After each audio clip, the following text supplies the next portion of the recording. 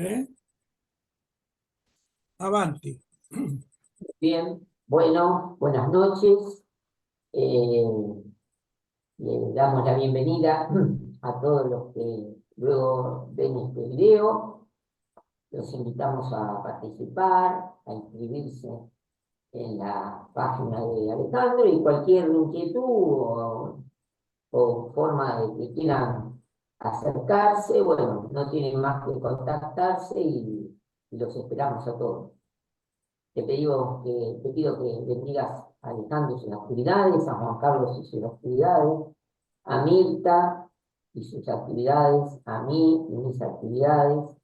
Derrama sobre todos nosotros tu amor y tu misericordia. Y leemos la oración al Espíritu Santo.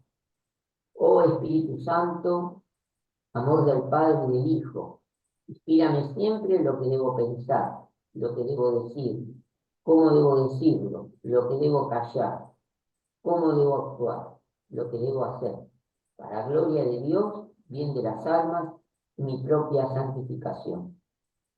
Espíritu Santo, dame agudeza para entender, capacidad para detener, método y facultad para aprender, utiliza para interpretar, gracia y eficacia para hablar. Dame acierto al empezar, dirección al progresar, perfección al acabar. Amén. Amén. Amén. Y amén, Señor, amén. Gloria a Dios. Y también vamos a pedir por Liliana, que es la esposa de nuestro querido Juan Carlos. Como pedir por Mirta, mi esposa, vamos a pedir por Liliana, que es la esposa de nuestro querido Juan Carlos. Bueno, muy bien. Muy bien. Adelante. Habíamos empezado a hablar del tema de la Eucaristía. Habíamos llegado al punto de los signos del pan y del vino, que es lo que vamos a ver hoy. Pero yo quería hacer una especie de pequeña semblanza de cómo vivimos esta situación del pan eucarístico. Así como el pueblo de Dios en el Antiguo Testamento, el pueblo hebreo, realizó el éxodo, digamos, fue liberado de la esclavitud de los egipcios y conducido a la tierra prometida, y en el camino era alimentado por ese pan bajado del cielo que le mandaba Yahvé, que lo alimentaba. Esto era muy importante porque el pueblo confiadamente avanzaba en la marcha sabiendo que su padre lo alimentaba, más allá de los rigores del desierto, más allá de todas las situaciones que se presentaran. El pueblo de Dios avanzaba hacia su destino alimentado por el pan bajado del cielo. Y esta es una excelente figura de cómo lo vivimos los cristianos hoy. Hoy también nos sentimos, así como el pueblo de Israel fue liberado en la Pascua, a partir de la Pascua, nosotros también fuimos liberados de la esclavitud de las cadenas del pecado en la Pascua cristiana, a partir de la última cena, y también somos un pueblo que peregrina hacia la patria celestial, a esa patria en la que Jesucristo nos abrió las puertas, nos volvió a constituir en hijos del Padre, volvió a sellar esta nueva alianza, él dice, esta nueva alianza, alianza nueva y eterna. También nosotros lo hacemos alimentados con el pan bajado del cielo. Por eso que para nosotros no es una formalidad, no es un rito, es una necesidad espiritual, porque el mismo Jesucristo dijo, el que coma de este pan vivirá, yo lo resucitaré. Él mismo lo dijo.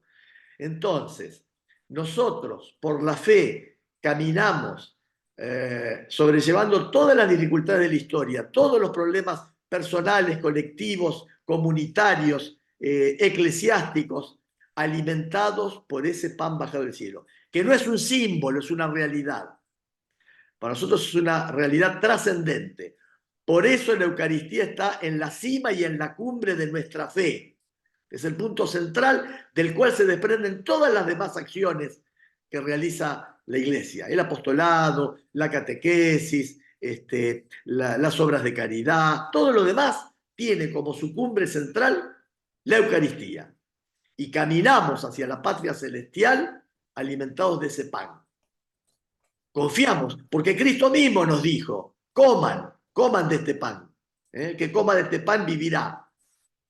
No como el maná que comían en el desierto sus padres, que comían y morían. No, este es un pan de vida eterna. Entonces vamos a seguir desarrollando ese pan tan valioso, que es Cristo mismo. Entonces, porque la Eucaristía está ordenada también, obviamente, a la salvación. Los signos del pan y del vino. En el corazón de la celebración de la Eucaristía se encuentran el pan y el vino. Por las palabras de Cristo y por la invocación del Espíritu Santo, se convierten en el cuerpo y la sangre de Cristo.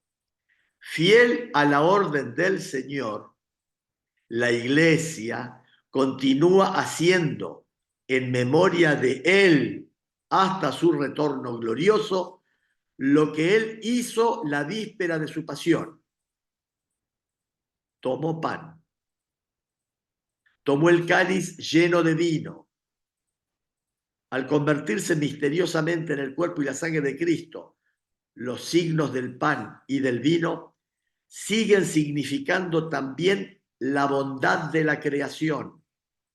Así, en el ofertorio, damos gracias al Creador por el pan y el vino, fruto del trabajo del hombre, pero antes, fruto de la tierra y de la vid, dones del Creador. El Creador nos dio esos dones, el pan y del vino. La Iglesia ve en el gesto de Melquisedec, rey y sacerdote que ofreció pan y vino, Génesis 14, 18, allí ve una prefiguración de su propia ofrenda.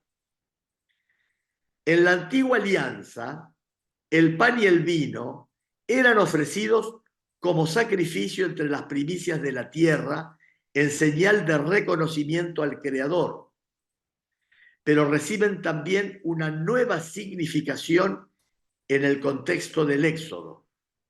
Los panes ácimos que Israel come cada año en la Pascua conmemoran la salida apresurada y liberadora de Egipto. Ellos también comen el pan ácimo, ¿eh?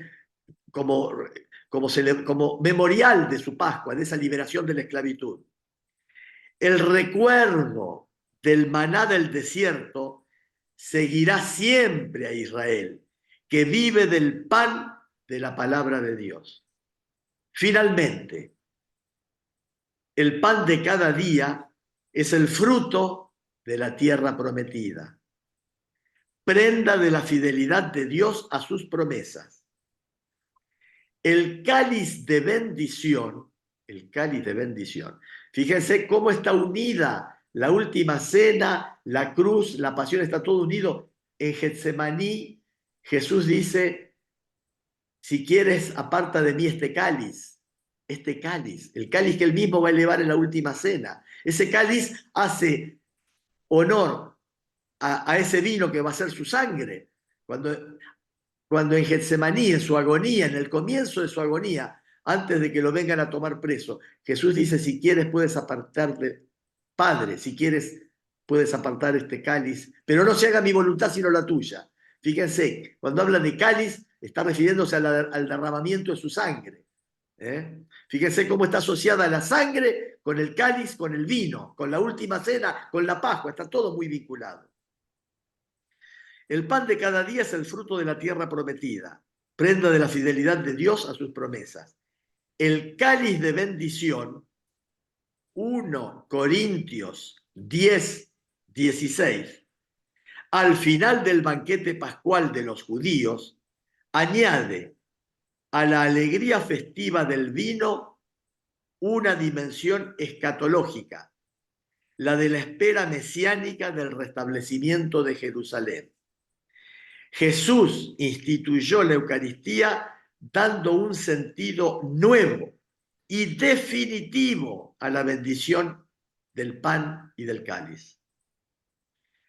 Los milagros de la multiplicación de los panes, cuando el Señor dijo la bendición, partió y distribuyó los panes por medio de sus discípulos, los panes que el Señor bendice no los distribuye cualquiera, no los tira a la marchata, los distribuye a través de los que Él formó, de su iglesia, de sus discípulos. Esos panes que repartió por medio de sus discípulos para alimentar la multitud, prefiguran la sobreabundancia de este único pan de la Eucaristía. El signo del agua convertida en vino en Caná anuncia ya la hora de la glorificación de Jesús. Manifiesta el cumplimiento del banquete de las bodas en el reino del Padre, donde los fieles beberán el vino nuevo. Jesús habló del vino nuevo, convertido en sangre de Cristo. Ese es el vino nuevo, no es el mismo vino. El primer anuncio de la Eucaristía dividió a los discípulos. Igual que el anuncio de la pasión, los escandalizó. Cuando anuncia la pasión, Pedro dice, no, no lo vamos a permitir. Fíjense lo difícil que era entenderlo al Señor. Anuncia la pasión. Dice, el Señor va a ser juzgado por los sumos sacerdotes, entregado y será crucificado. Y Pedro dice, no, jamás, no lo vamos a permitir. Bien. Es duro este lenguaje, ¿quién puede escucharlo? Juan 6:60. ¿A qué dicen que es duro ese lenguaje? Cuando Jesús les dice, tiene que comer mi carne y beber mi sangre. Dice, esto es algo durísimo. Se escandalizan. Así dice el Evangelio. Se escandalizan. La Eucaristía y la cruz son piedras de tropiezo. Es el mismo misterio y no cesa de ser ocasión de división. Los discípulos se dividen frente a este tema. También vosotros queréis marcharos. Juan 6:67. Esta pregunta del Señor resuena a través de las edades como invitación de su amor a descubrir que solo Él tiene las palabras de vida eterna. Juan 6:68. Y acoger en la fe el don de su Eucaristía es acogerlo a Él mismo. Entonces, fíjense, en vida de Jesús, cuando anuncia comer su cuerpo y su sangre, los discípulos se dividen y unos se escandalizan. Y no podríamos decir que hoy nos pasa lo mismo. No estamos hoy los discípulos divididos. No estamos divididos. Bien. Habíamos dicho, ninguno entendió lo que quería decir comer su carne y beber su sangre, ninguno. Pero están los que se fueron, porque se pusieron a razonar, a pensar, y dijeron, esto no puede ser, y se fueron. Estuvieron los que no, los que dijeron, bueno, a ver, no entendemos, pero si lo dice el Señor, nos quedamos acá, el Señor sabrá. En todo caso, será un problema del Señor. Si no entendemos, acá está el tema, si no entendemos es porque lo que dice Jesús es incorrecto o porque yo no tengo capacidad de entenderlo. Y esto es lo que dividió a los discípulos. Los que se escandalizaron dijeron, no se puede entender esto, lo que está diciendo el maestro está mal, se van. Los que se quedan no entienden, ya te digo, no, los que se quedan no entienden, pero dicen, nos quedamos con Jesús. Sí, Fernando, por favor. Sí, la actitud de Tomás. Tomás se fue. Pero en este momento, frente a en el momento del discurso del pan, no, se va después con el Cristo resucitado. Claro. Sí, claro. Si no pongo mi dedo, no creeré. Si no veo, no creeré. Siempre somos acicateados por la duda, por la desconfianza, por la vacilación. Y en este momento, ¿quién se fue que estamos hablando? Y se fueron todos menos los apóstoles, todos. Los únicos que quedaron fueron los que en la última cena tampoco van a terminar de entender en la última cena, pero son los que en la última cena se les va a revelar que esa carne y esa sangre son ese pan y esa sangre, ese vino, celebrados, bendecidos y entregados por Jesucristo. Tampoco van a entender después de esto, porque el misterio eucarístico fue un misterio que se fue desarrollando y develando. Ya con el Cristo resucitado, los discípulos de Emaús empiezan a acercarse al misterio eucarístico. ¿Cuándo? Cuando están comiendo, Jesús toma el pan, lo parte, se los da, y ahí se dan cuenta que es Jesucristo. Y ahí, cuando miran, Jesús desapareció. Es como que el Cristo histórico, el Cristo de carne y hueso con ADN, se está traspolando, se está convirtiendo en el Cristo eucarístico. Ya su cuerpo y su sangre van a estar en el pan y en el vino. Entonces, la iglesia va a reflexionar mucho sobre esto. Y las misas se van a celebrar al tercer día, porque fue el tercer día que resucitó Jesús. Y ese mismo tercer día se le apareció a los discípulos de Emaús. Y ese mismo tercer día fue cuando las mujeres fueron al sepulcro y no lo encontraron, y el ángel les dijo, ¿por qué buscan al que vive entre los muertos? Bueno, la iglesia tuvo que madurar, meditar mucho tiempo estos misterios, pero desde luego que aún sin terminar de entenderlos, cumplió la palabra del Señor, porque se reunían para la fracción del pan. Y tan importante era esta orden de Jesús, tan celosamente custodiada, amada, guardada, conservada en el corazón, que San Pablo, que no era de los apóstoles, por lo menos de los apóstoles que tuvieron vida con Jesucristo, que compartieron la vida con Jesucristo.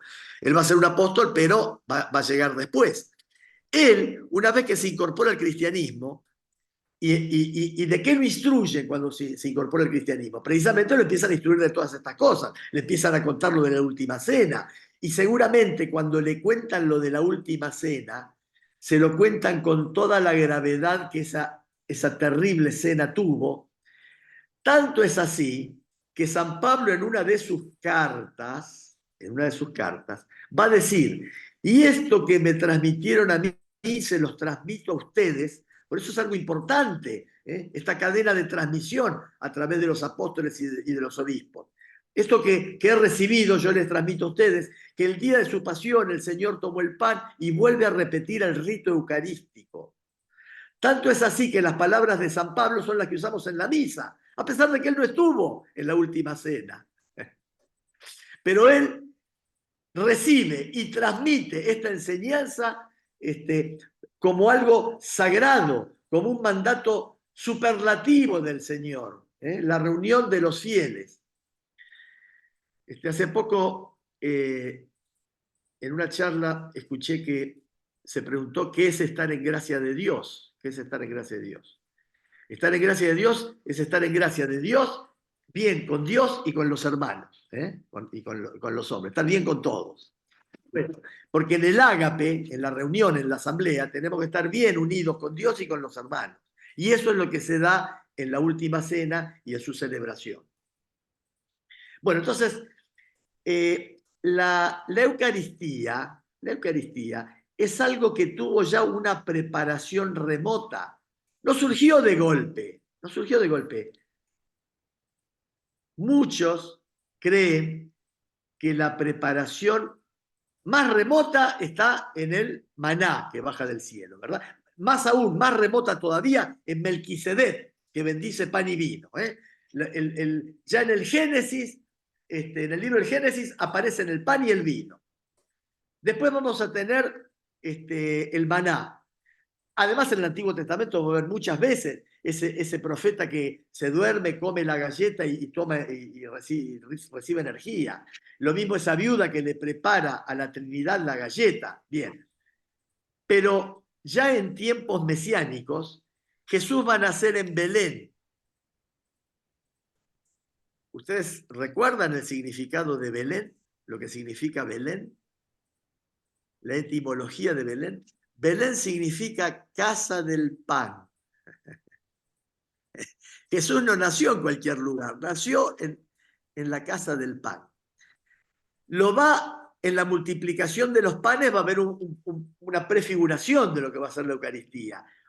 Ya va a haber una preparación más cercana cuando les dice en ese gran discurso del pan, en el Evangelio de Juan, de comer su carne y beber su sangre. Y en la última cena, digamos, va a ser el momento cúlmine de la revelación de este misterio. Pero indudablemente que para que este misterio perdurara a través de los siglos, en muchas almas se deben haber producido fenómenos de experiencias religiosas y de encuentros de los seres humanos con el Señor muy especiales. De otro modo, no hubiera perdurado. No es obra de los hombres el tema de la Eucaristía. Del mismo modo que la forma en que el hombre le debe rendir culto a Dios no es un invento de él. Además, Dios no necesita que le rindamos culto, es el hombre el que necesita rendirle culto a Dios. Y esto de que el hombre debe escuchar cómo Dios quiere que se le rinda culto es muy interesante, porque hay un momento del Éxodo cuando van a salir que el faraón les dice que les va a permitir salir para ir a rendir culto, porque entre otras cosas el problema de las plagas y todo era porque Moisés le pedía que dejara salir al pueblo a rendirle culto y el faraón no quería. Fíjense, el pueblo quería salir para rendirle culto, porque vivían en un pueblo que rendía culto a los dioses egipcios. Dios quería que le rindieran culto a él. Y para eso debían salir del seno de Egipto. Cuando el faraón les dice que pueden salir sin hombres y mujeres, Moisés le contesta que los dejen salir a todos porque no saben cómo Dios quiere que le rindan culto. Moisés espera que Dios le diga cómo se le rinde culto. En la palabra de Dios tenemos que encontrar cómo rendirle culto a Dios. No como se nos ocurre a nosotros los hombres.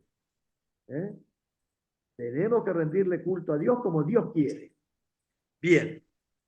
Entonces, dijimos que se escandalizaron. Esa pregunta de Jesús, ¿también vosotros queréis marcharos? Porque hoy la iglesia vuelve a anunciar, vuelve a poner a disposición el cuerpo y la sangre de Cristo. Y están los que van y aceptan, y están los que no, los que dicen, no, esto no puede ser y se van. Hoy estamos con el mismo tema. Bueno, la institución de la Eucaristía. El Señor, habiendo amado a los suyos, los amó hasta el fin. Sabiendo que había llegado la hora de partir de este mundo para retornar a su Padre, en el transcurso de una cena, les lavó los pies y les dio el mandamiento del amor. Para dejarles una prenda de este amor, para no alejarse nunca de los suyos. Acá está el tema. Jesús no quiso nunca alejarse de los suyos. Y para hacerlos partícipes de la Pascua. Es fácil darse cuenta que seguramente Jesús quiere que todos nosotros estemos en la misma Pascua que Él celebró con los apóstoles. En la misma, de la misma calidad, de la misma eficacia, de la misma pureza. Él quiere que... No vino para unos poquitos hombres, que son los privilegiados de esa Pascua, y nosotros tenemos una Pascua, digamos ya, de segunda, una Pascua para el final. No, Él quiso hacernos partícipes de su Pascua, y por eso instituyó la Eucaristía como memorial de su muerte y de su resurrección, y ordenó a sus apóstoles celebrarlo hasta su retorno, constituyéndolos entonces en sacerdotes del Nuevo Testamento. Aquí se instituyó el sacerdocio del Nuevo Testamento. Con Moisés, Yahvé va a instituir el sacerdocio del Antiguo Testamento, un sacerdocio espectacular, con un templo espectacular, con una liturgia importantísima. Tuvo ese sacerdocio, tuvo todo el periodo del Éxodo, como 1500 años tuvo, desde que se inició y se nombraron los primeros sacerdotes de la tribu de Leví, creo que era, ¿no? Los sacerdotes, descendientes de Aarón, descendientes de Aarón. Jesús va a instituir el nuevo sacerdocio. Los 3 evangelios sinópticos y San Pablo nos han transmitido el relato de la institución de la Eucaristía. Por su parte, San Juan relata las palabras de Jesús en la sinagoga de Cafarnaún, palabras que preparan la institución de la Eucaristía. Cristo se designa a sí mismo como el pan de vida bajado del cielo. Cuando San Juan escribe su evangelio, que fue el más tardío, dicen que alrededor del año 100, algunos al 110, ya estaban los otros evangelios y ya estaban las cartas de Pablo circulando. Y parece que por ese motivo San Juan no creyó necesario volver a relatar la última cena en el tema, digamos, del pan y del vino. Pero sí va a poner el acento en ese discurso previo de la charla del pan. Jesús escogió el tiempo de la Pascua para realizar lo que había anunciado en Cafarnaún: dar a sus discípulos su cuerpo y su sangre.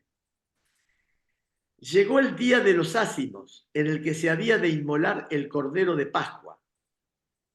Jesús envió a Pedro y a Juan diciendo: id y preparadnos la Pascua para que la comamos. Fueron y prepararon la Pascua. Llegada la hora, se puso a la mesa con los apóstoles y les dijo: con ansia he deseado comer esta Pascua con vosotros antes de padecer, porque os digo que ya no la comeré más hasta que haya su cumplimiento en el reino de Dios. Y tomó pan, dio gracias, lo partió y se lo dio diciendo: esto es mi cuerpo que va a ser entregado por vosotros. Haced esto en recuerdo mío.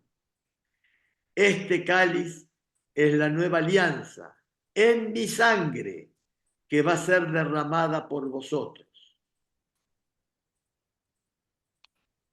Al celebrar la última cena con sus apóstoles en el transcurso del banquete pascual, Jesús dio su sentido definitivo a la Pascua judía.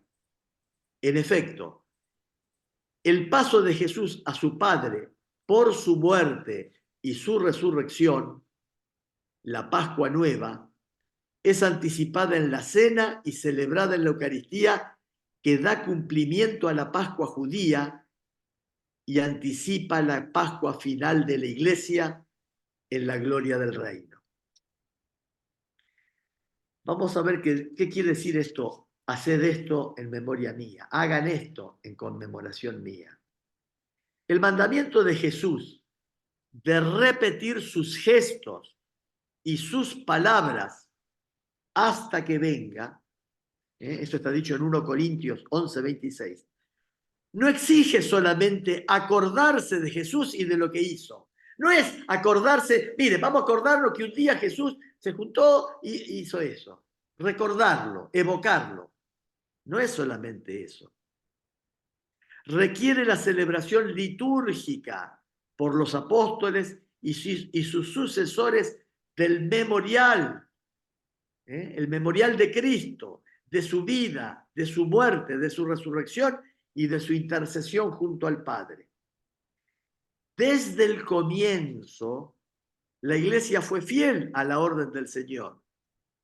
De la Iglesia de Jerusalén se dice: acudían asiduamente a la enseñanza de los apóstoles, fieles a la comunión fraterna, a la fracción del pan y a las oraciones.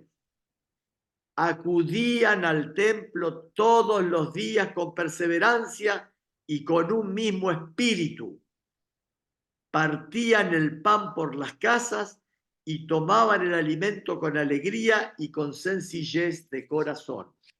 Hechos 2, del 42 al 46. Era sobre todo el primer día de la semana, es decir, el domingo, el día de la resurrección. Cuando los cristianos se reunían para partir el pan, lo hacían el primer día, el domingo. Esto está en Hechos 27. Desde entonces y hasta nuestros días, la celebración de la Eucaristía se ha perpetuado, de suerte que hoy la encontramos por todas partes en la Iglesia, con la misma estructura fundamental. Sigue siendo el centro de la vida de la Iglesia. Así, de celebración en celebración, anunciando el misterio pascual de Jesús hasta que venga, el pueblo de Dios peregrinante camina por la senda estrecha de la cruz hacia el banquete celestial, donde todos los elegidos se sentarán a la mesa del reino. La celebración litúrgica de la Eucaristía. Siempre pensemos que el culto que le rendimos a Dios es para nuestro bien, no lo necesita Dios. Y a Dios le tenemos que rendir culto como Él quiere, como Él dice. La misa de todos los siglos. Desde el siglo II, según el testimonio de San Justino Mártir, tenemos las grandes líneas del desarrollo de la celebración eucarística. Estas han permanecido invariables hasta nuestros días, a través de la diversidad de tradiciones rituales litúrgicas. He aquí lo que el santo escribe en el año 155 para explicarle al emperador pagano Antonino Pío, que vivió del 138 al 161, o gobernó del 138 al 161, lo que hacen los cristianos. Miren cómo Justino en el año 155, que fue mártir, le explica al emperador que estaba en el poder en ese momento la celebración eucarística. Le dice, el día que se llama del sol, claro, porque domingo viene de día del sol. ¿Cómo se dice domingo en inglés? Sunday. Sun es sol, day, día del sol, Sunday. Sunday. Y el tema de los Beatles. El día del sol. Entonces, el día que se llama del sol, se celebra una reunión de todos los que moran en las ciudades o en los campos. Y allí se lee, en cuanto el tiempo los permite, los recuerdos de los apóstoles o los escritos de los profetas. Luego, cuando el lector termina, el presidente de palabra hace una exhortación e invitación a que imitemos estos bellos ejemplos. Seguidamente, nos levantamos todos a una y elevamos nuestras preces por nosotros mismos, por el que acaba de ser iluminado y por todos los otros esparcidos por todo el mundo, suplicando se nos conceda, ya que hemos conocido la verdad, ser hallados por nuestras obras, hombres de buena conducta y guardadores de lo que son, de lo que se nos ha mandado, y consigamos así la salvación eterna.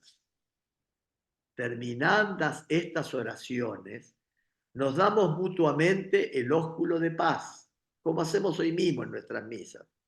Luego, al que preside a los hermanos, se le ofrece pan y un vaso de agua y vino. Es lo que pasa en nuestras misas cuando llega el momento del ofertorio, que dos fieles se acercan del fondo del templo y llevan el pan y el vino, llevan esas ofrendas al altar. Entonces,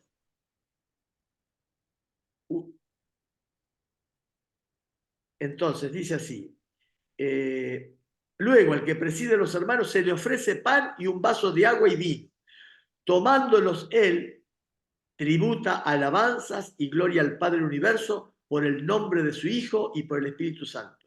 Y pronuncia una larga acción de gracias por habernos concedido esos dones que de él nos vienen. Y cuando el presidente ha terminado las oraciones y la acción de gracias, todo el pueblo presente aclama diciendo amén. Y una vez que el presidente ha dado gracias y aclamado todo el pueblo, los que entre vosotros llaman ministros o diáconos, dada a cada uno de los asistentes parte del pan y del vino y del agua sobre que se dijo la acción de gracias, y lo llevan a los ausentes, lo llevan a los que no estuvieron en la misa, al igual que los ministros de hoy que llevan a los hogares a los que no pueden asistir. La liturgia de la Eucaristía se desarrolla conforme a una estructura fundamental que se ha conservado a través de los siglos hasta nosotros.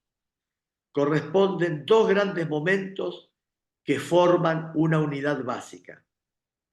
La reunión, la liturgia de la palabra, con las lecturas, la homilía y la oración universal, y la liturgia eucarística, con la presentación del pan y del vino, la acción de gracias consagratoria y la comunión. Liturgia de la palabra y liturgia eucarística constituyen juntas un solo acto de culto. En efecto, la mesa preparada para nosotros en la Eucaristía es a la vez la de la palabra de Dios y la del cuerpo del Señor. He aquí el mismo dinamismo del banquete pascual de Jesús. Es lo mismo que hace Jesús resucitado cuando se encuentra con los discípulos de Maús. Primero le lee las escrituras y le explica las palabras. Y luego les da el convite eucarístico, les da el pan y el vino.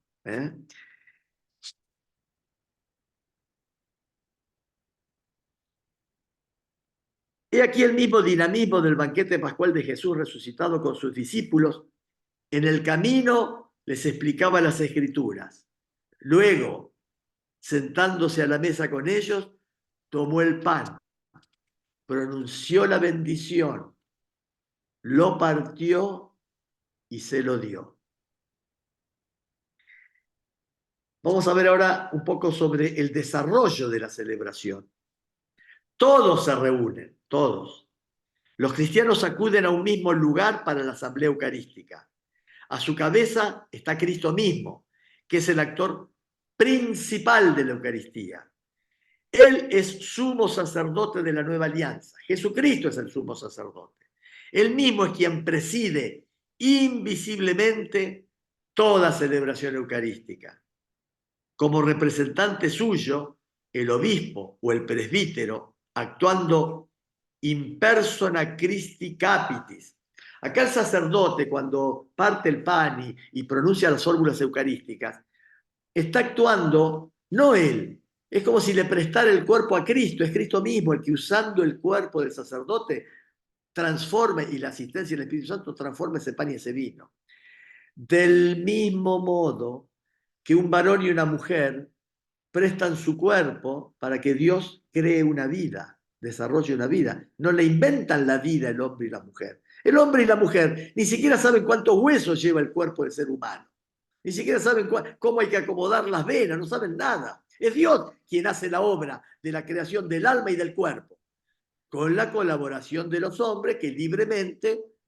Entonces, así como los hombres no crean la vida, pero colaboran en su transmisión, en que Dios la cree en ellos, del mismo modo el sacerdote presta su cuerpo a Cristo para que transforme el pan y el vino, por acción del Espíritu Santo, en su cuerpo y su sangre. Por eso el sacerdote actúa in persona Christi, en la persona de Cristo. Es Cristo mismo el que está interviniendo en la misa. Entonces, en la persona de Cristo cabeza, preside la asamblea, toma la palabra después de las lecturas, recibe las ofrendas y dice la plegaria eucarística. Todos tienen parte activa en la celebración, cada uno a su manera. Los lectores, los que presentan las ofrendas, los que dan la comunión y el pueblo entero cuyo amén manifiesta su participación. La liturgia de la palabra comprende los escritos de los profetas, es decir, el Antiguo Testamento y las memorias de los apóstoles, es decir, sus cartas y los evangelios. Después, la homilía, que exhorta a recibir esta palabra como lo que es verdaderamente, palabra de Dios. Esta palabra, dentro del marco litúrgico, proclamada, recibida, escuchada por los fieles, es palabra de Dios. Esto lo dice Pablo en 1 Tesalonicenses 2, versículo 13. Y somos exhortados a ponerla en práctica. Vienen luego las intercesiones por todos los hombres, según la palabra del apóstol. Ante todo, recomiendo que se hagan plegarias, oraciones, súplicas y acciones de gracias por todos los hombres, por los reyes, por todos los constituidos en autoridad. Nosotros en la iglesia pedimos por los gobernantes. A Jesucristo también tenemos una oración especialmente donde le pedimos por la patria. Esto está en 1 Timoteo 2, del 1 al 2. La presentación de las ofrendas. Entonces se lleva al altar, a veces en procesión, el pan y el vino que serán ofrecidos por el sacerdote en nombre de Cristo en el sacrificio eucarístico, en el que se convertirán en su cuerpo y en su sangre. Es la acción misma de Cristo en la última cena, tomando pan y una copa. Solo la Iglesia presenta esta oblación pura al Creador, ofreciéndole con acción de gracias lo que proviene de su creación. El hombre le ofrece en acción de gracias lo que el Creador le dio a través de su maravillosa creación. La presentación de las ofrendas en el altar hace suyo el gesto de Melquisedec. Lo mismo que hizo Melquisedec, volvemos a realizar en nuestras misas. Volvemos a ofrecer pan y vino, las ofrendas. Y pone los dones del Creador en las manos de Cristo. Ese pan y ese vino que se llevan son puestos en manos de Cristo. Él es quien, en su sacrificio, lleva a la perfección todos los intentos humanos de ofrecer sacrificio. Desde el principio, junto con el pan y el vino para la Eucaristía, los cristianos presentan también sus dones para compartirlos con los que tienen necesidad. Esta costumbre de la colecta, siempre actual, se inspira en el ejemplo de Cristo que se hizo pobre para enriquecernos. Los que tienen y quieren, cada uno según su libre determinación, da lo que bien le parece y lo recogido se entrega al presidente, y él socorre de ello a huérfanos y viudas, a los que por enfermedad o por otra causa están necesitados, a los que están en las cárceles, a los forasteros de paso, y en una palabra, él se constituye provisor de cuantos se hallan en necesidad. Esto, ¿quién lo dice? Esto lo dice San Justino, en un libro que se llama Apología. La anáfora.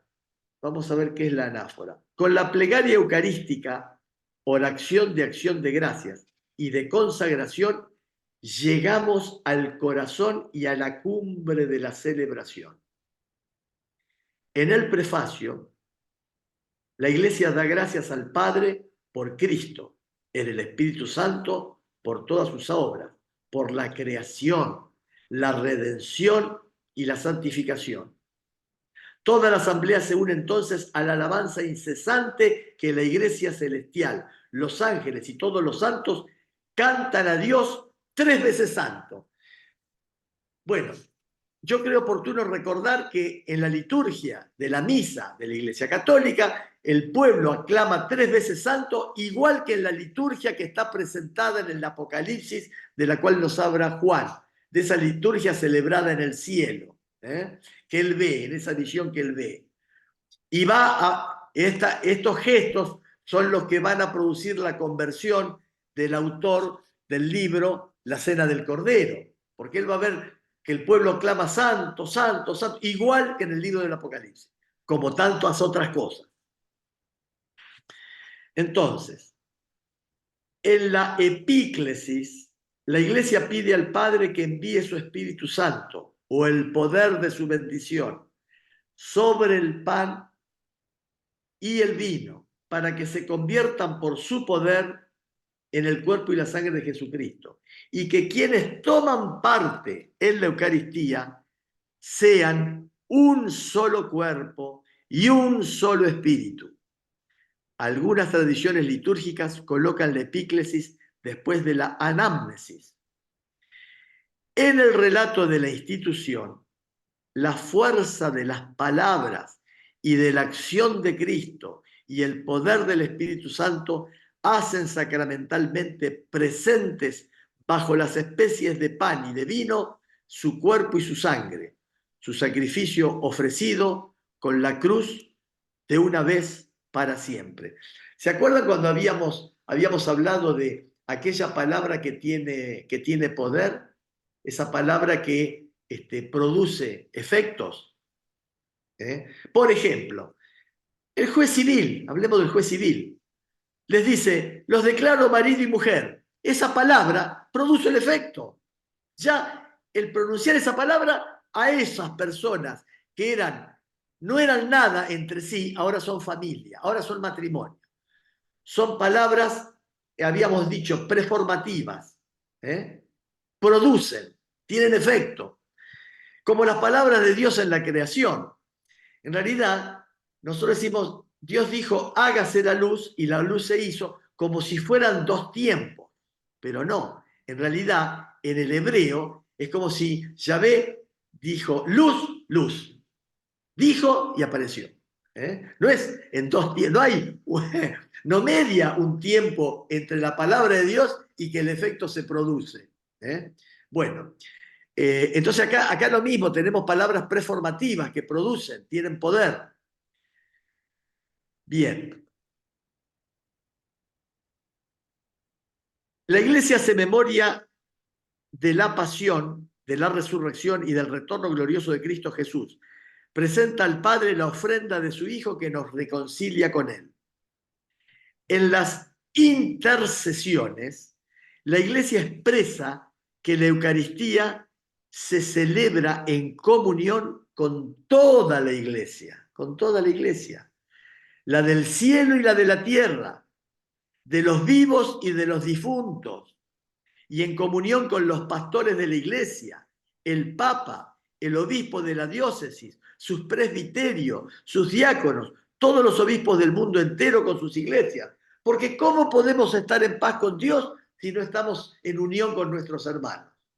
Por eso el sacerdote dice, en unión con el Papa, con el obispo, en unión con todos, y con nuestros difuntos. Porque la muerte sabemos que no es el final de la vida. Los difuntos siguen viviendo y forman parte de la iglesia, fueron bautizados. Bien, en la comunión, precedida por la oración del Señor y de la fracción del pan, los fieles reciben, ¿qué reciben? ¿Qué recibimos? El pan del cielo y el cáliz de la salvación, el cuerpo y la sangre de Cristo que se entregó para la vida del mundo. Esto lo dice Juan en 6:51. Y este alimento se llama entre nosotros Eucaristía, de la que a nadie es lícito participar, sino al que cree ser verdaderas nuestras enseñanzas y se ha lavado en el baño que da la remisión de los pecados y la regeneración y vive conforme a lo que Cristo nos enseñó. No podemos creer que una parte de lo que enseña la Iglesia está bien y otra parte no. elijo lo que me gusta y lo que no me gusta. Trato de ser, obviamente que no me puedo ajustar en todo, pero debo tratar de ajustarme en todo. Debe ser la guía, debe ser el magisterio de la iglesia, debe ser lo que me ayude a santificarme. Son las 8:05, no sé cómo andamos con el tiempo. ¿Tenemos un poquito más?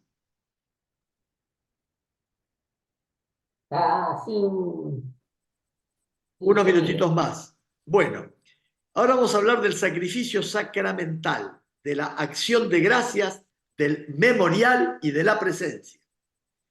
Si los cristianos celebramos la Eucaristía desde los orígenes y con una forma tal que en su sustancia no ha cambiado a través de la gran diversidad de épocas y de liturgias, es porque nos sabemos sujetos al mandato del Señor, dado la víspera de su pasión.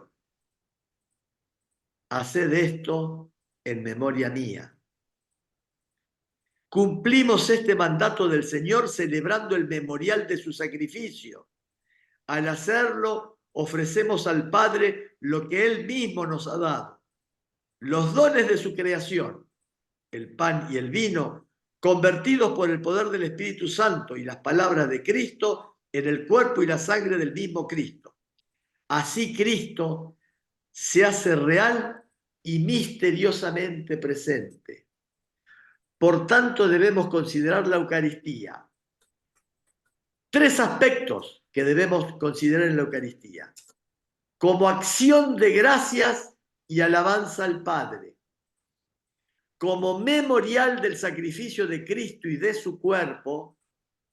Y como presencia de Cristo por el poder de su palabra y de su Espíritu.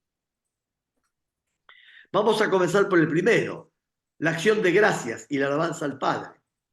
La Eucaristía, sacramento de nuestra salvación. ¿De dónde sacamos esto de que es el sacramento de la salvación? Pero Jesucristo lo dijo, el que come mi carne y bebe mi sangre tiene vida en mí, y yo lo resucitaré el último día. Él dice, el que come mi carne y bebe mi sangre.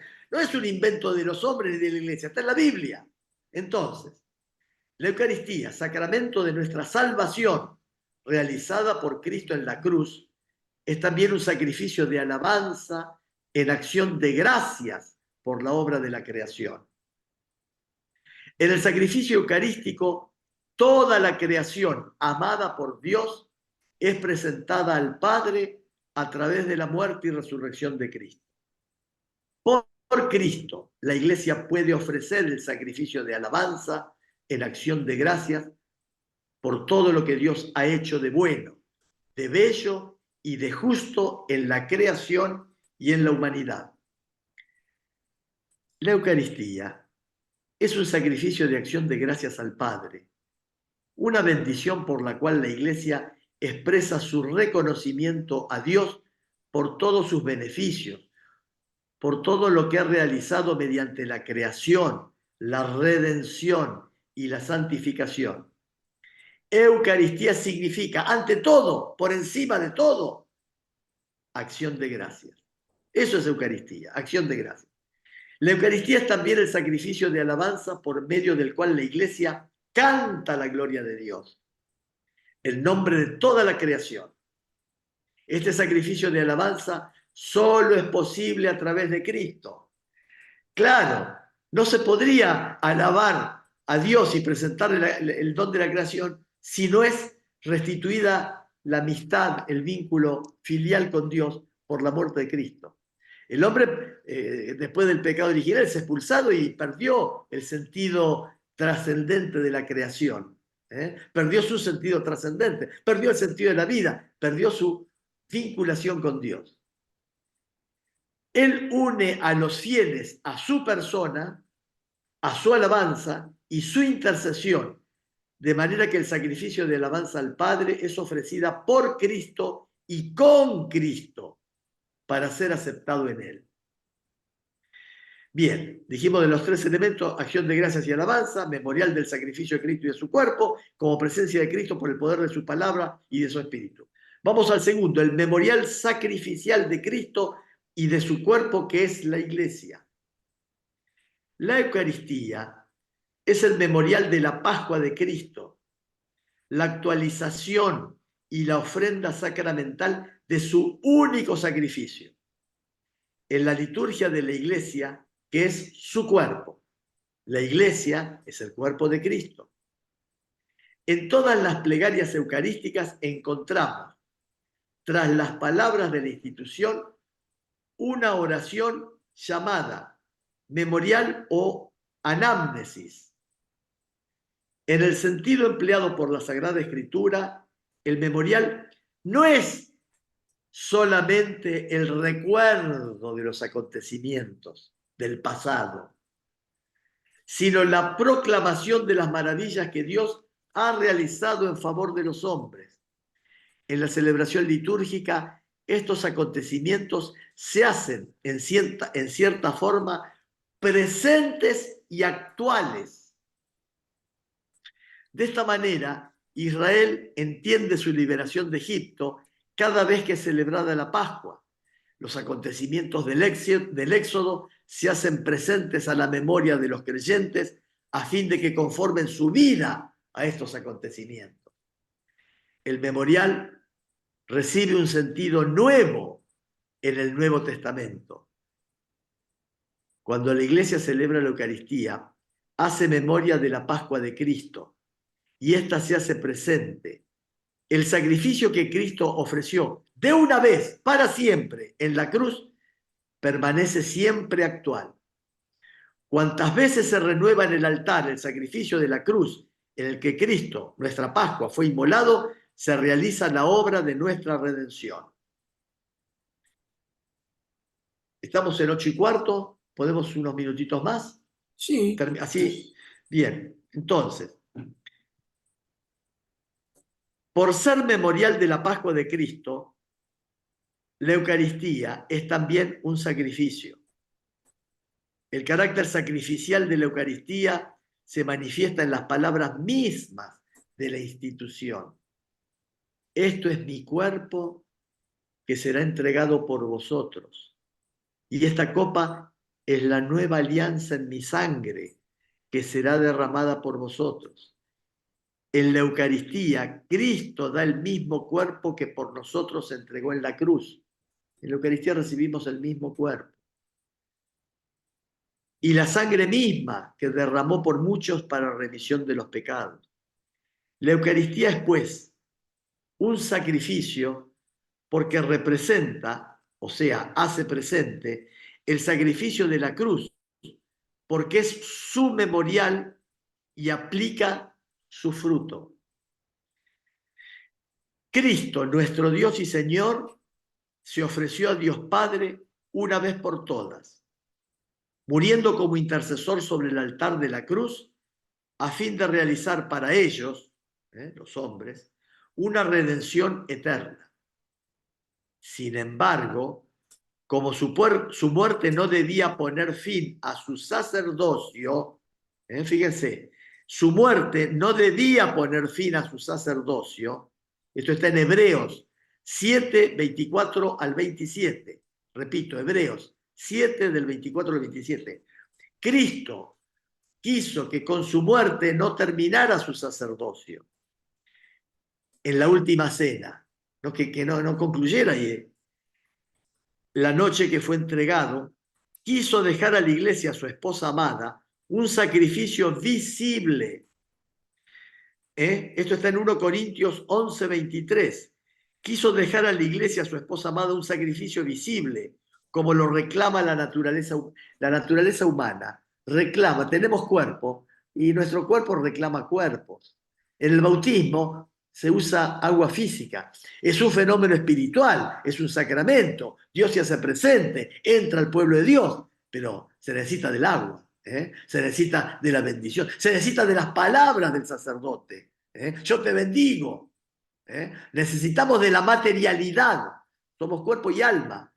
Porque si no, los podría bautizar directamente Jesucristo sin intervención de los hombres, que somos tan pecadores, somos tan clavos somos. Pero no, nos necesita porque se necesita de la materialidad. Lo mismo, Cristo necesita de la materialidad del pan y del vino para seguir junto a nosotros. Y necesita de la materialidad del sacerdote con su voz, sus manos, sus gestos. Entonces,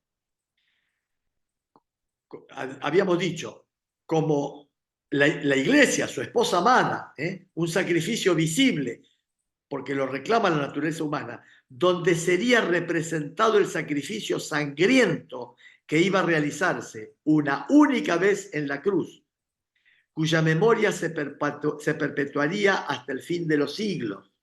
Esto lo dice en 1 Corintios 11:23. Y cuya virtud saludable se aplicaría a la redención de los pecados que comemos cada día. Bueno,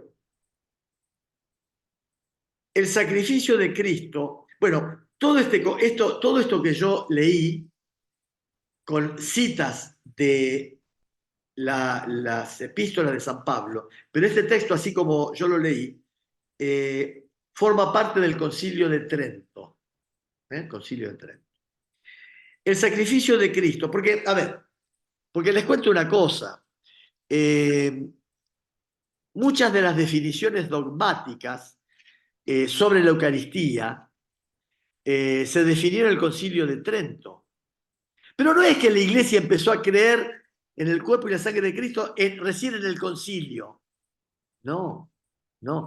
Allí hubo necesidad de explicitarlo de forma clara, de forma categórica, porque se había producido el movimiento de la Reforma, donde se ponía en duda esto. Entonces fue necesario dividir las aguas, volver al espíritu de lo que la Iglesia interpretó de lo que Cristo había enseñado, del que come y bebe su sangre. Pero la Iglesia siempre creyó en el milagro eucarístico. Tanto es lo mismo que con el dogma de la Trinidad.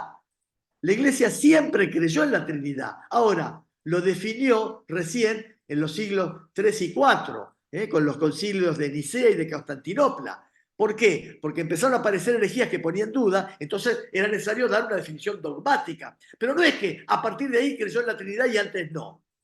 De ninguna manera. Cuando en el credo se expresa la divinidad y la humanidad de Cristo, fue porque había algunas sectas que tendían a exaltar la humanidad de Cristo en desmedro de su divinidad. Decían, sí, es un hombre genial, pero no, más cerca de Dios, el mejor hijo pero no es Dios. Otros que decían, es Dios y no es hombre, es Dios. Y la Iglesia, por eso en los concilios de Nicea y Constantinopla, va a definir la Trinidad y la divinidad de Cristo y su humanidad. Porque siempre existió esa tendencia a acentuar un aspecto sobre otro o a la inversa. Hoy, por ejemplo, todos los grupos que tienen que ver con los testigos de Jehová, a Jesucristo no le asignan el carácter de segunda persona de la Santísima Trinidad. Para ellos, no sé, es un profeta, pero no es Dios.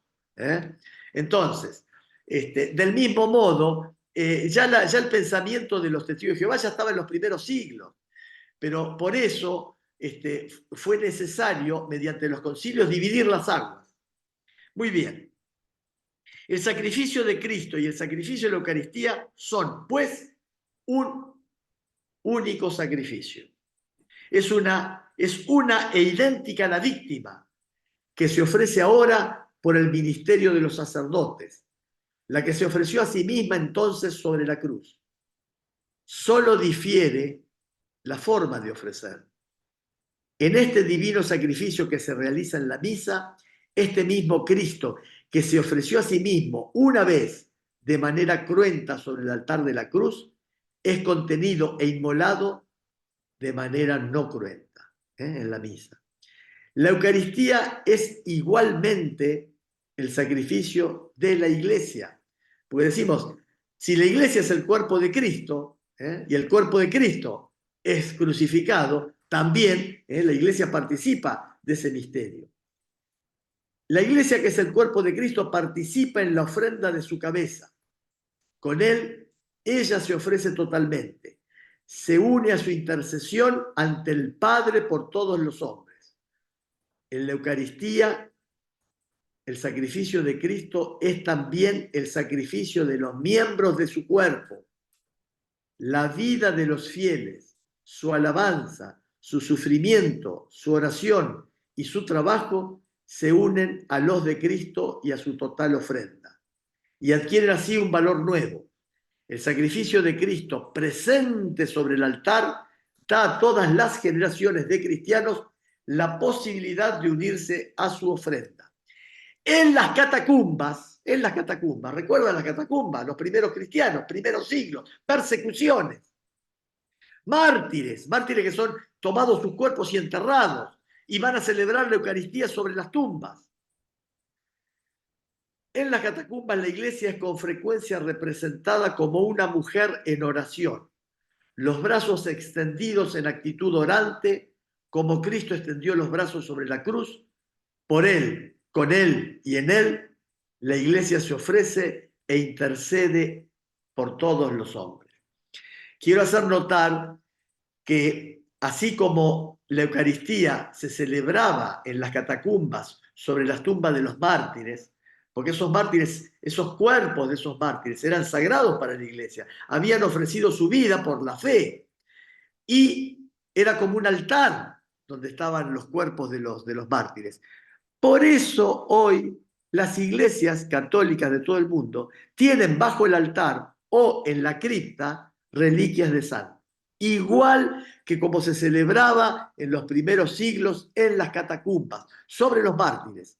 Y hoy, por ejemplo, en la Catedral de Mar del Plata hay huesos de un esclavo que fue martirizado del Imperio Romano, y hay muchas reliquias más. Hay todo un relicario que cuando Pironio estaba en el Vaticano, intercedió para que estas reliquias de santos, ya que había tantas en el Vaticano, vinieran y los fieles de Mar del Plata pudieran celebrar en un templo que cumpliera con esta tradición ya de los primeros siglos de la Iglesia, pero que además va a estar mencionada en el Apocalipsis.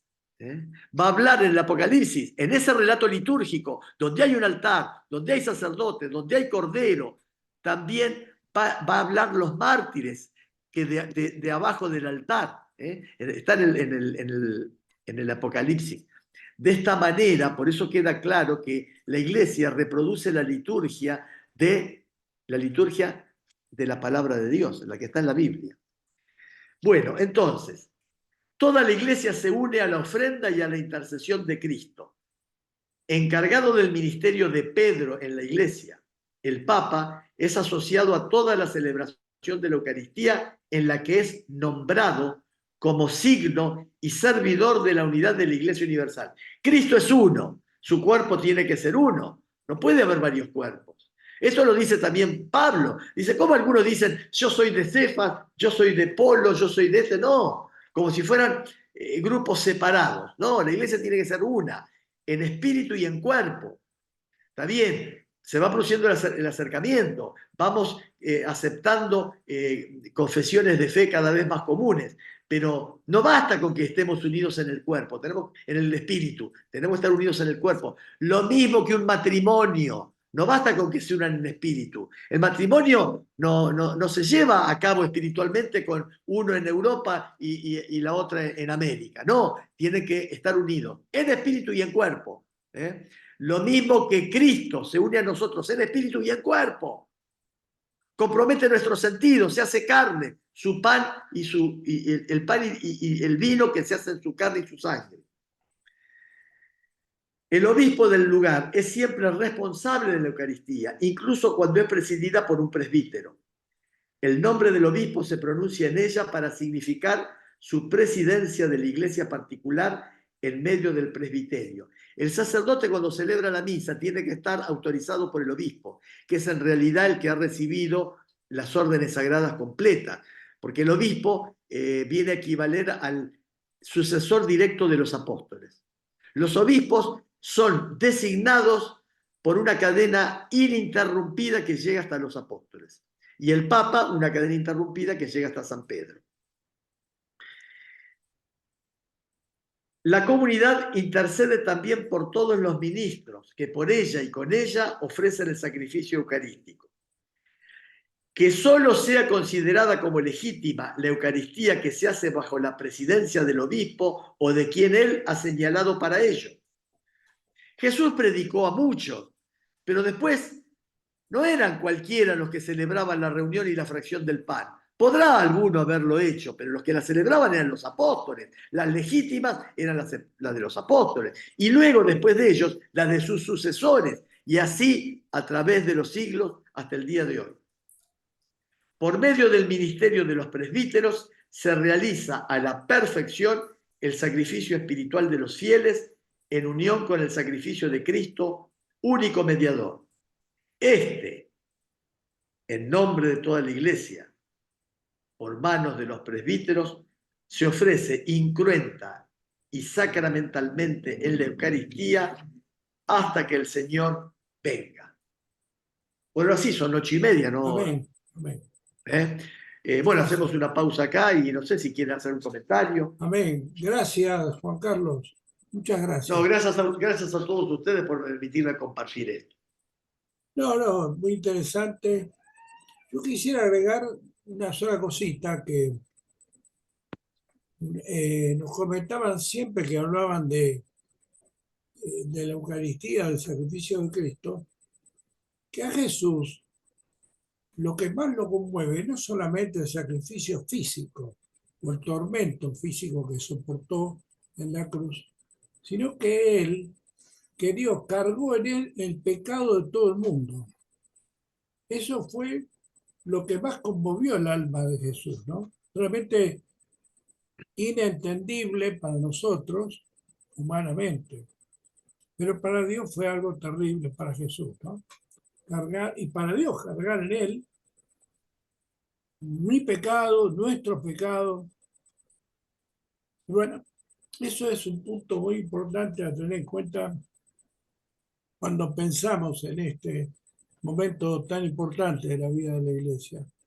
Y por otro lado, es muy interesante lo que vos comentabas, que Jesús no podía terminar, digamos, vos dijiste algo así como que no podía terminar su servicio sacerdocio con su muerte. Él muere Con su y ya no hay muerte. más sacerdocio.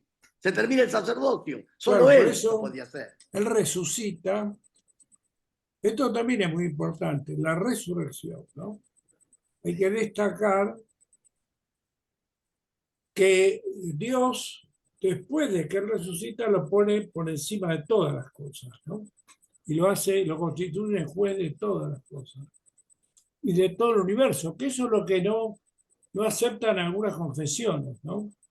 Que Jesús hecho Dios una vez que resucita, ¿no? El mismo Pablo dice, si creo que Pablo o Pedro, no me acuerdo bien, pero creo que dice, si lo conocí humanamente, ahora lo conozco digamos, de otra forma, ya ahora es Dios, ya no es el ser humano que conocí, ¿no? Por esa entrega que él hace en favor de la humanidad, ¿no? Realmente son misterios que solamente el Espíritu Santo se revela en cada corazón. Y es verdad lo que vos decís. Yo me acuerdo, bueno, en la Iglesia Católica y también en nuestra iglesia, cuando uno toma conciencia del sacrificio de Cristo, se conduele con él por el sacrificio por la humanidad y por todo lo que padeció, ¿no? O sea, de alguna manera somos participantes de ese sacrificio, ¿no? Lógicamente en otra dimensión, pero uno sufre, si querés, entre comillas, con Jesús todo su padecimiento, ¿no? Bueno, muy interesante. Y de alguna manera siempre tocas, porque es un tema que te gusta mucho, el tema, por un lado, de Génesis, del desierto, del pan bajado del cielo, y por otro lado tocas el Apocalipsis, que también siempre, de alguna manera, las dos se unen, ¿no? El principio y el final. Claro. Bueno, y nosotros estamos, como bien sabemos, marchando marchando por Claro. este mundo. Bueno, un segundo, ya estoy acá de vuelta, ¿eh? Un segundo. Bueno, ¿seguirá grabando? Sí, está grabando. ¿Sigue grabando? Bueno, entonces escúchame, Leo, no sé si querés decir algo. No, no, muy completo. Y para volver después a verlo otra vez. Ahí, Y si ya no volví. podemos, entonces Ahí está, ahí podemos... está. ya volvió. Bueno, Sí, muy interesante y muy completo, verdaderamente para repasarlo. Yo estuve tomando nota de algunas cosas. Bueno, muy bien. Bueno, ahora sí me gustaría hacer la oración de cierre. ¿Mm? Si quiere agregar algo, Fernando, No. Muy completo. bueno, muy bien. Bueno, bárbaro. Bueno, Señor Jesús, gracias, Señor, por esta muy importante lección sobre la Eucaristía, sobre el sacrificio de Cristo y cómo vivimos cada uno de nosotros este sacrificio tan trascendente para tu iglesia. Que sepamos comprender que la esencia de esto es Cristo mismo, que dio su vida por nosotros y que Él siempre está con nosotros para alentarnos, para fortalecernos y para edificar su iglesia, que somos nosotros. Padre. Este sacrificio, este alimento espiritual, justamente es para fortalecer tu iglesia.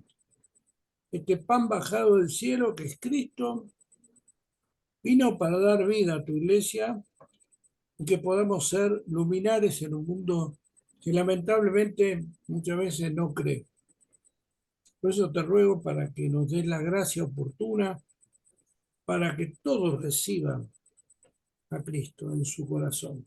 Enciende los corazones de aquellos que escuchan tu palabra y puedan convertirse. Lamentablemente, este mundo hace oídos sordos a todo esto, pero nosotros creemos firmemente en tu muerte, en tu resurrección y en tu eterna salvación.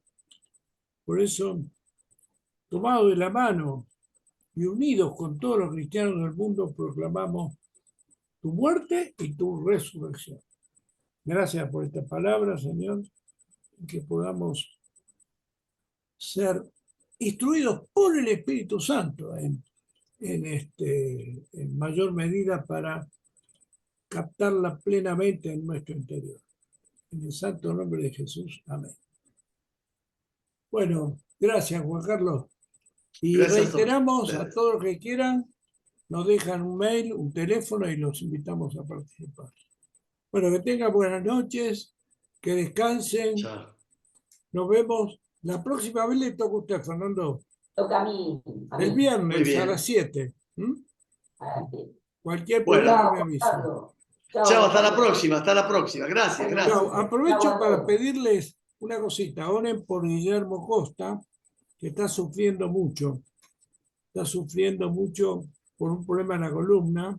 Tiene muchos dolores, está muy preocupado. Pero bueno, el Señor los está sosteniendo. ¿Eh? Y por ahí esto también sirve para que se acerque a Jesús, ¿no? Amén. Sí, señor. En Amén. Él están todas las cosas. Amén.